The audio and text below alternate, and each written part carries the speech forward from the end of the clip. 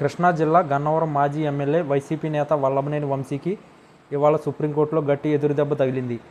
ఇప్పటికే పలు కేసుల్లో చిక్కుకుని 5 నెలల పాటు జైల్లోనే ఉంటూ అనారోగ్యంతో ఇబ్బందులకు ఎదుర్కొన్న ఆయన తాజాగా విడుదలయ్యారు. గతంలో ఆయన నిందితుడిగా ఉన్న ఓ కేసులో ఏపీ హైకోర్టులో ఊరట లభించగా దీనిపై ప్రభుత్వం సుప్రీంకోర్టును ఆశ్రయించింది. అక్కడ వంశీకి చుక్క ఎదురైంది. గత వైసీపీ ప్రభుత్వంలో గన్నవరం ఎమ్మెల్యేగా ఉన్న వల్లభనేని వంశీపై నియోజకవర్గంలో అక్రమ మైనింగ్కు పాల్పడ్డారనే ఆరోపణలు వచ్చాయి.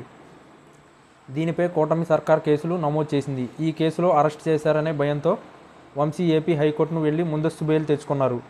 దీన్ని సవాల్ చేస్తూ సుప్రీంకోర్టులో అప్పీల్కు వెళ్లేందుకు ప్రభుత్వం పబ్లిక్ ప్రాసిక్యూటర్కు అనుమతి మంజూరు చేసింది. ఈ నేపథ్యంలో ప్రభుత్వం తరపున వంశీకి హైకోర్టు ఇచ్చిన ముందస్తు బెయిల్ను సుప్రీంకోర్టులో సవాల్ చేశారు.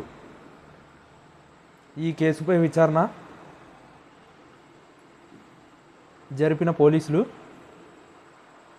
జరిపిన సుప్రీంకోర్టు ఇవాళ కీలక తీర్పును ఇచ్చింది. గతంలో వంశీకి అక్రమ మైనింగ్ కేసులో ముందస్తు బెయిల్ మంజూరు చేస్తూ హైకోర్టు ఇచ్చిన ఉత్తర్వుల్ని సుప్రీంకోర్టు రద్దు చేసింది. ఈ కేసులో రాష్ట్ర ప్రభుత్వ వాదనను వినకుండా హైకోర్టు బెయిల్ మంజూరు చేయడాన్ని కూడా సుప్రీంకోర్టు తప్పుపట్టింది.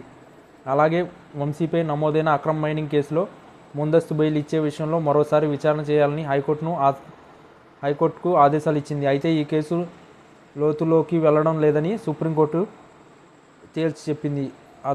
అదొక్కటే వంశీకి ఊరటగా లభించవచ్చు. వల్లభనేని వంశీపై నమోదైన మిగిలిన కేసుల్లో దర్యాప్తు కొనసాగుతున్న నేపథ్యంలో హైకోర్టుతో పాటు కింది కోర్టులు ఆయనకు బెయిల్ మంజూరు చేశాయి.